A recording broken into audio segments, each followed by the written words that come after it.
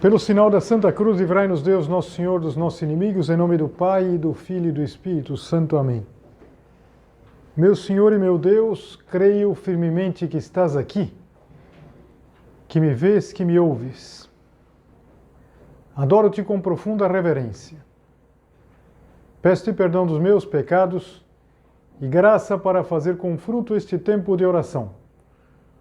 Minha Mãe Imaculada, São José, meu Pai e Senhor, meu anjo da guarda, intercedei por mim.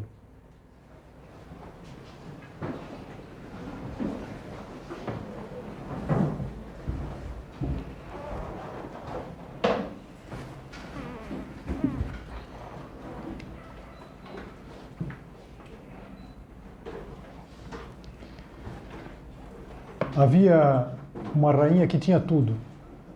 Ela tinha o trono, o poder, mas, sobretudo, era muito bonita. Uma mulher belíssima. E ela era tão bonita que ela acabou se tornando escrava exatamente dessa beleza. E todos os dias ela consultava o espelho encantado, com a pergunta que era como que sustentava ela. Espelho, espelho meu, existe alguém mais bonita do que eu? E o espelho encantado, mas que era fiel à verdade, ele sempre respondia que não. Isso, cada dia, era o que bastava para que ela se sentisse segura, no topo.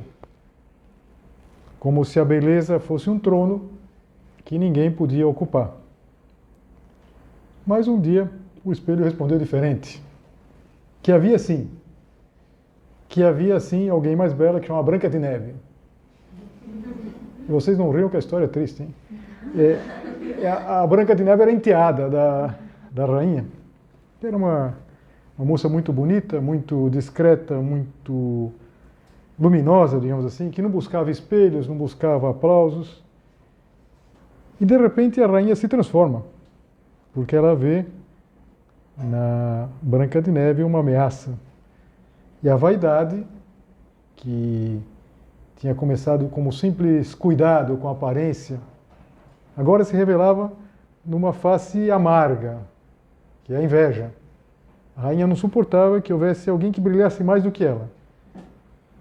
E a partir desse momento, o espelho, de alguma maneira, não respondia só a respeito da beleza do rosto da rainha, mas de alguma maneira espelhava também a fragilidade do seu interior, do seu coração.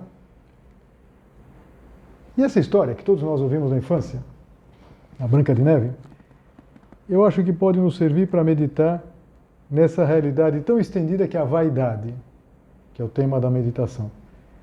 A história da Branca de Neve a gente deve aos irmãos Grimm, esses estudiosos alemães que reuniram contos de tradição oral e publicaram essa versão, que é a que a gente conhece um pouco a do Walt Disney, mas essa é de 1812, ou seja, já tem mais de 200 anos. Mas muito mais tempo antes, muitos e muitos séculos antes, o Salomão, ele começava assim o livro do Eclesiastes. Vaidade das vaidades, tudo é vaidade. E a gente se pergunta, será que é assim? Será que não é um pouco de exagero? Será que a vaidade tem todo esse peso? Sobretudo essa carga negativa?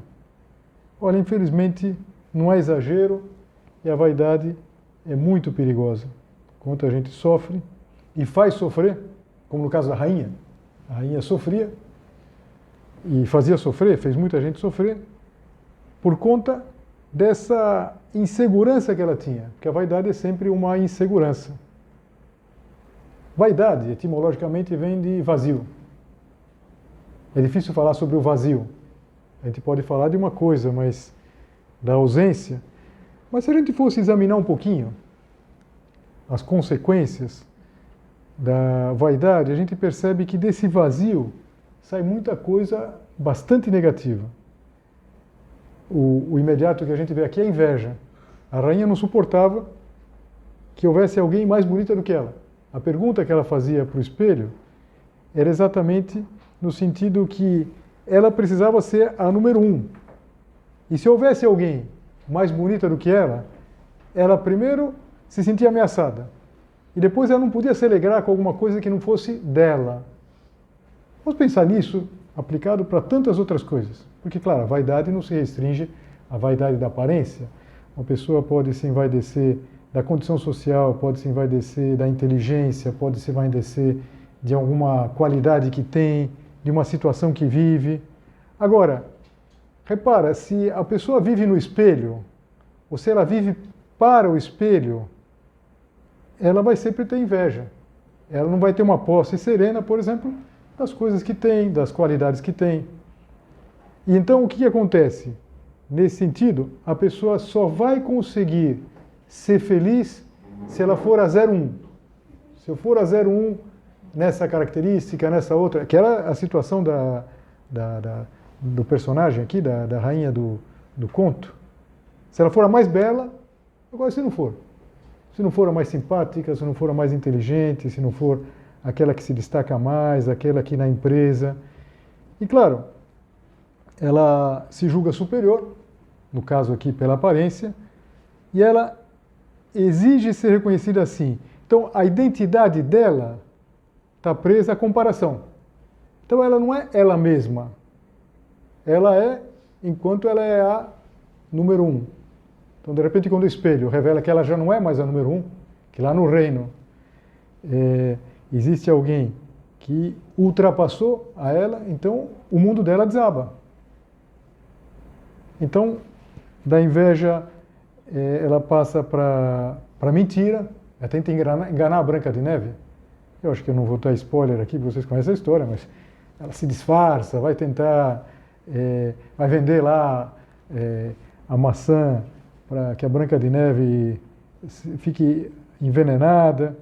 Então, a vaidade, ela faz com que a pessoa seja má, se faça amar, e que manipule a verdade, o ressentimento. Quer dizer, acho que você lembra da história, quando o espelho diz que a Branca de Neve é mais bela, ela se enche de raiva, de ira. A frustração de não ser a principal gera um rancor, um desejo de vingança, a maldade. Ela vai até a morte, vai desejar a morte, vai tentar matar mesmo. E vai ter essa atitude, a gente diz, narcisista.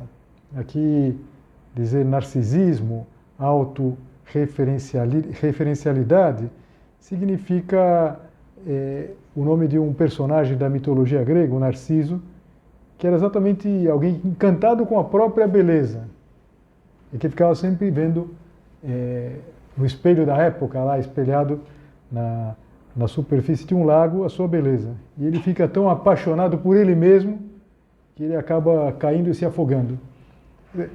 Há muitas pessoas que vivem em função do espelho. E acho que você já vai percebendo que eu não me refiro só ao espelho que a gente pode pendurar numa parede, mas, por exemplo, uma pessoa que está sempre buscando confirmação, buscando validação. Os likes, na verdade, se curtiram, se não curtiram, se gostaram, se não gostaram. Quer dizer, e os outros, eles vão sempre girando em torno da pessoa vaidosa como, digamos assim, espectadores, mas ao mesmo tempo como aqueles que sustentam. Se saísse tudo isso, a pessoa cairia no nada. Isso é muito perigoso. Isso é muito perigoso, por quê? Porque é um desgaste de energia muito grande para manter isso. Assim como a rainha tinha que manter de uma maneira ininterrupta essa pergunta. Todo dia precisava fazer a pergunta. Todo dia ela precisava mostrar que ela era a principal, a maioral, a mais bonita do reino. Jesus criticava duramente a vaidade. E a gente vê isso quando ele fala para aqueles personagens da sua época que faziam as coisas para serem vistos. Repara, todos nós somos vistos. E a gente não tem medo de ser visto. E que vejam algumas coisas que a gente faz bem, outras menos bem, e que a gente receba uma correção fraterna. Mas o problema, o vazio, é quando uma pessoa já não faz as coisas porque são boas, mas faz as coisas para ser visto. Isso pode entrar quase como um câncer. A vaidade entra como um câncer em tudo. Eu não sei se você lembra que Jesus falava que essa vaidade pode se dar na oração.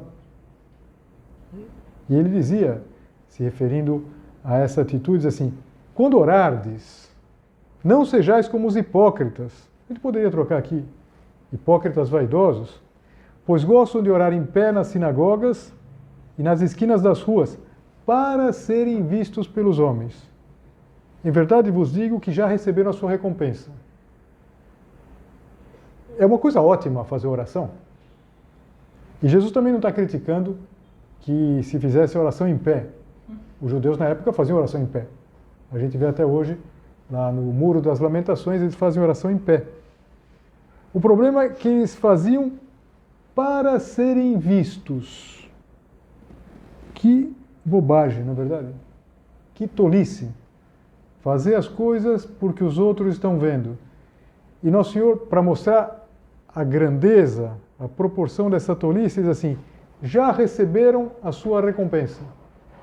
Quer dizer, a recompensa que a gente espera da nossa oração é a recompensa eterna. É a amizade com Deus que abre para nós a porta do céu. Mas que loucura que uma pessoa, por exemplo, fizesse a oração para, não sei, para receber um aplauso, receber um elogio, para algum espelho. Jesus Cristo insiste muito nisso, por quê? Porque você já vai percebendo que a vaidade, ela faz uma pessoa viver de mentira, de aparência. Não importa a verdade, importa a versão. Importa o que os outros estão pensando. Importa o que os outros estão comentando. E Jesus Cristo, ele dizia de si mesmo, eu sou o caminho, a verdade e a vida. Alguém vai dizer, mas isso não é exagero, Jesus? Não, Jesus podia dizer, porque é Deus. Pode dizer, eu sou o caminho, a verdade e a vida. E claro, uma pessoa que olha para Cristo não está absolutamente preocupada com nada mais do que agradar a Deus. Uma outra passagem do Evangelho, Jesus está falando esses mesmos personagens. Acho que você conhece, são os chamados fariseus. Fariseus tremendamente vaidosos. Eles, até na maneira de se vestir. Jesus Cristo diz assim, todas as suas obras eles fazem a fim de serem vistos pelos homens. Então, eles faziam coisas boas, jejuns, mas eles queriam ser vistos. Alargam os seus filactérios, que era uma peça do vestuário deles, e aumentam as franjas dos seus mantos, e gostam do primeiro lugar nos banquetes, das primeiras cadeiras nas sinagogas. A sinagoga é onde os judeus, até hoje, se reúnem, das saudações nas praças, e de serem chamados pelos homens Rabi. Que bobagem! Faziam tudo isso, mas por aparência. E a aparência acaba. Quanto dura? Talvez o tempo que as pessoas comentam, que falam. É muito comum a gente ouvir essa expressão. Tal pessoa teve os seus 15 minutos de glória. Apareceu porque se falou. Será que a gente vai trocar uma eternidade por 15 minutos de glória? Claro que não. Veja, eu poderia continuar. Eu comecei falando da Branca de Neve, falei depois do Evangelho. Eu poderia encontrar, é fácil encontrar na literatura. Mas vamos para a vida real também, né? Vamos pensar em nós. E, aliás, vamos, como a gente sempre procura fazer nas meditações, fazer um sereno exame de consciência. Qual é a nossa vaidade? Qual é a minha vaidade? Não precisa ser do espelho meu. Mas pode ser que a gente repara que é vaidoso porque manifestações até parecidas com a do espelho meu se dão na nossa vida. Por exemplo, quando se vê alguma coisa nas redes sociais, não é verdade que às vezes pode vir uma inveja? Sei lá, uma colega que recebeu uma promoção, que foi elogiada, que está fazendo uma uma viagem mais bacana? Será que vem um incômodo silencioso? Então, por exemplo, daí pode nascer o criticar a colega pelas costas, não merece tanto. Não sei, a colega, a amiga tem um namorado, não sei o que esse cara viu nela. Coisa assim, na verdade, é inveja. É inveja. Por que não? É inveja. Inveja, e isso explica, claro, isso explica porque é tão estendida a prática da maledicência, de falar mal dos outros. Por quê? Muitas vezes é essa espécie de alívio. Já que eu não sou como aquela pessoa que eu invejo, eu começo a ver alguns defeitos neles. São José Maria às vezes dizia, um pouco de brincadeira, mas também tem verdade aí, que às vezes quando algumas senhoras se reuniam, não sei, para tomar um chá, alguma coisa assim, nenhuma delas queria ser a primeira a levantar. Porque já sabia que a primeira que levantasse, que se afastasse, ia começar, as outras a falar mal dela. Sempre muito discretamente, muito lentamente, né? Então, puxa, fulana, que pessoa maravilhosa, né? Tá um pouco desgastada, né? Tá desgastada. Mas também com a vida dela, né? Com a vida que ela tem, coitada. Você não sabe do filho dela? Eu nem vou te falar para não te preocupar. Então, veja, inveja, orgulho. Então, por exemplo, por vaidade, de repente, a gente tem medo de errar. Quantas vezes a timidez, que parece até uma coisa ingênua, que a gente não tem culpa, a timidez vem daí. O medo de errar, o medo de admitir que a gente não sabe, ou então querer passar uma imagem de autossuficiência. E claro, tudo isso está de mãos dadas com a mentira. Com a mentira, com a dissimulação, com não querer falar, com não querer que se veja isso, se veja aquilo. São José Maria, ele dizia num dos seus escritos, no livro Sulco, ele dizia assim: por presunção ou por simples vaidade, muitos mantêm um mercado negro para subir artificialmente os seus próprios valores pessoais. Claro que não se trata de a gente pensar em termos das redes sociais. São José Maria não podia estar pensando uma coisa que nem se imaginava quando ele escreveu isso. Mas não pode haver isso, de querer brilhar, de querer uma espécie de mercado, fazer subir artificialmente os próprios valores. Veja, todas vocês são novas e sabem, mas é bom que lembrem, que para que vão adquirindo valor, por exemplo, profissionalmente, tem que passar tempo. Tem que passar tempo. E assim mesmo, não se trata de os 15 minutos de glória, ou uma coisa que você postou e que teve não sei quantas visualizações. Quer dizer, isso é nada. O importante é a experiência profissional que vai se consolidando, vai passando o tempo, e com vitórias e com derrotas, porque a gente acerta e erra. Então, cuidado com esse fazer subir artificialmente os próprios valores. Talvez, quando São José Maria escrevia isso, pensava numa coisa mais imediata, a bajulação.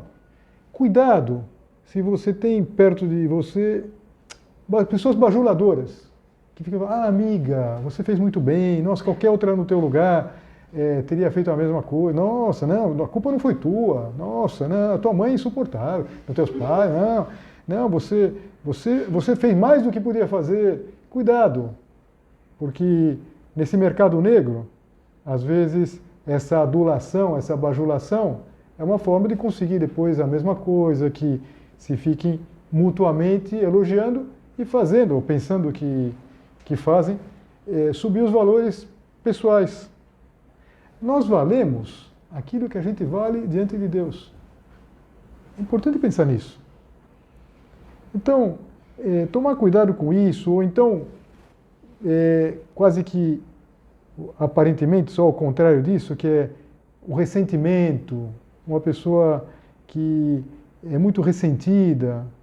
Então, claro, se não deixaram ela no primeiro lugar, ela fica, ou ela fica em primeiro lugar, ou então ela fica destruída e sabota, por exemplo.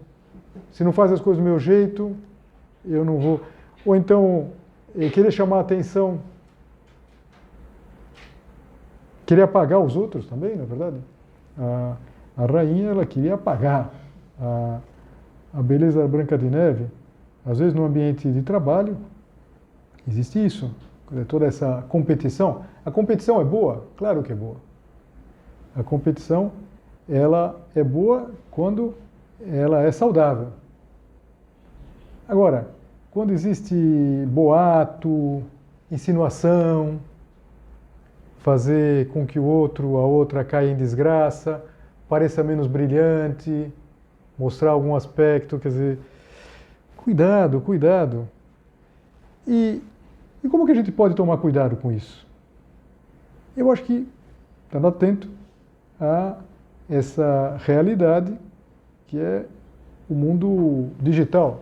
Veja, alguns anos atrás, e não precisa pensar muitos anos atrás, quer dizer, talvez alguns desses problemas que eu vou mencionando eram mais para as pessoas famosas. Uma pessoa famosa, uma pessoa que, de uma hora para outra, todo mundo virou famoso. Todo mundo pode postar a sua vida nas redes, pode buscar elogios, pode buscar validação. E claro, com o que significa, às vezes, não conseguir essa validação. E não conseguindo, por exemplo, achar que vale menos. Então, as coisas que eu faço valem na medida das curtidas que eu recebo.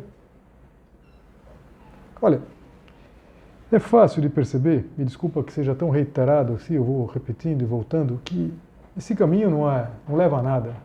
Não é um caminho feliz. Quer dizer, o espelho encantado da rainha da Branca de Neve era ao mesmo tempo o seu apoio e a sua tortura. Esse espelho encantado, que pode ser a preocupação excessiva com postar as coisas, com viver para postar as coisas, faz de uma pessoa, da vida de uma pessoa, uma tortura. Tortura. Então, se uma coisa não dá certo, meu Deus, o que vai acontecer? E todo mundo vai ver, todo mundo vai comentar. Olha, é interessante a gente pensar que, muito provavelmente, as coisas erradas que a gente faz vão ser comentadas 5 minutos.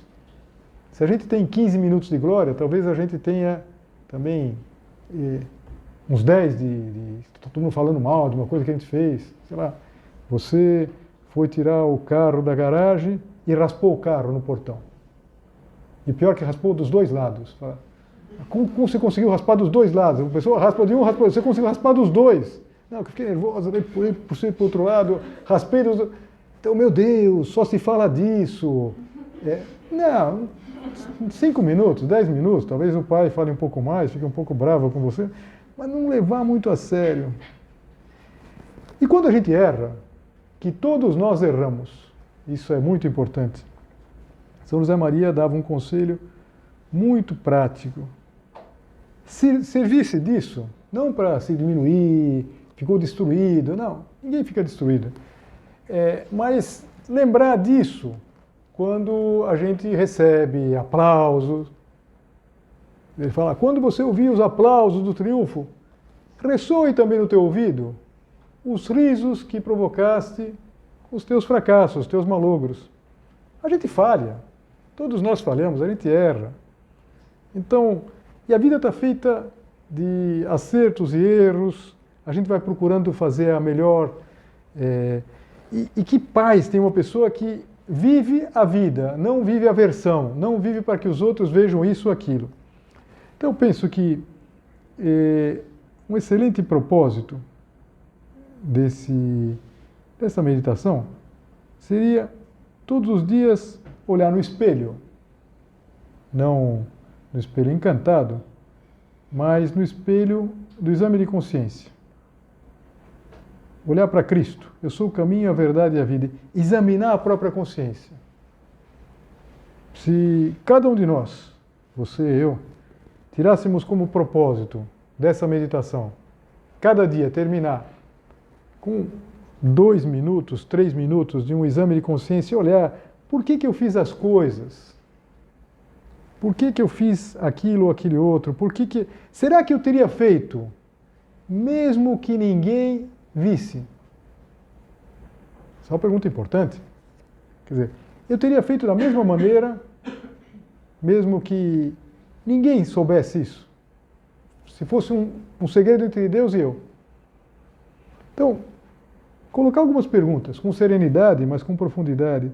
Será que hoje eu procurei mais parecer ou ser? Eu me preocupei muito com a imagem que os outros têm de mim? Ou eu estou mais preocupado com a verdade? A verdade do que eu levo dentro, do que eu faço. Até das próprias qualidades. Pensa o seguinte, vamos imaginar uma pessoa que fosse muito inteligente. Se é inteligente, percebe que é inteligente. A atitude de falar, não, eu não sei nada, não faço nada, muitas vezes é uma vaidade afetada. Está querendo que os outros falem, não, imagina, claro que você é maravilhosa. Uma pessoa que tivesse uma qualidade, e todos nós temos as nossas, se souber ver as coisas diante de Deus, vai ter uma posse serena dessas qualidades. Aquilo que se diz, não ter que provar nada para ninguém. Que libertação, não é verdade? Então, pergunta, por que eu fiz as coisas? Será que eu fiquei incomodado com o sucesso de alguém? Com o elogio? Então, de repente, alguém foi elogiado e senti que fiquei diminuído. Eu fiz as coisas só para ser admirado?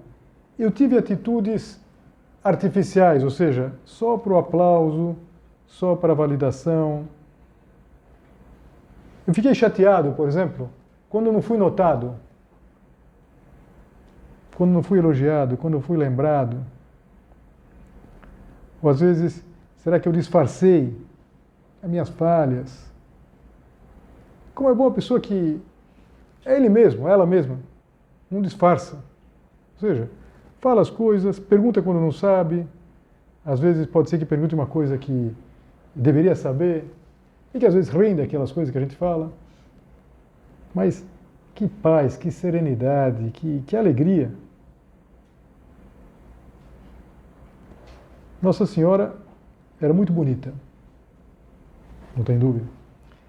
E Nossa Senhora, como sendo muito bonita, com certeza tinha um espelho. As mulheres têm que usar mais espelho que os homens, sabe o que tem que usar? Vocês se arrumam. Eu me lembro uma moça que ela tinha feito um propósito muito simples. Ela dizia que usava o espelho, estava procurando usar o espelho para arrumação e para manutenção, não para contemplação. Claro, então, sei lá, vocês têm mais cabelo, fazem o cabelo lá de um jeito, arrumam. Claro, depois acho que deve ter que manter, que senão sai. Então, para arrumação, para manutenção, mas não para contemplação. Espelho, espelho meu. Isso não. Nossa Senhora, ela era uma mulher bonita, sem dúvida. Eu sempre imagino Nossa Senhora nas bodas de Caná, muito arrumada.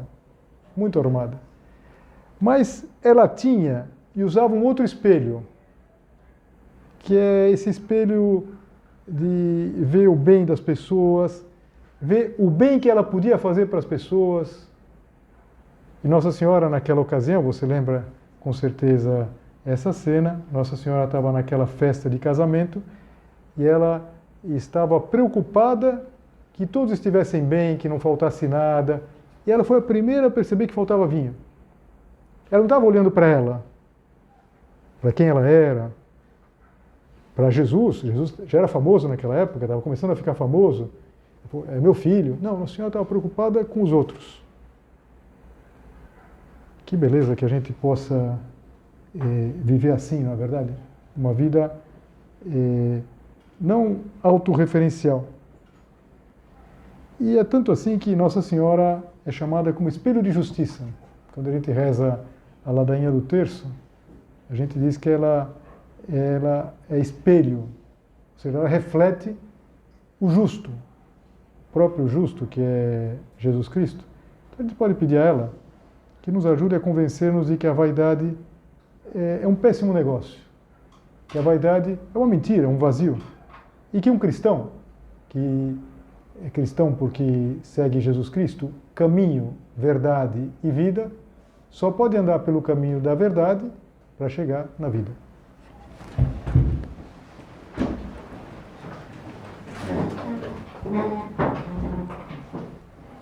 Dou-te graças, meu Deus, pelos bons propósitos, afetos e inspirações que me comunicaste nesta meditação.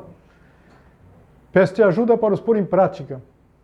Minha Mãe Imaculada, São José, meu Pai e Senhor, meu anjo da guarda, intercedei por mim.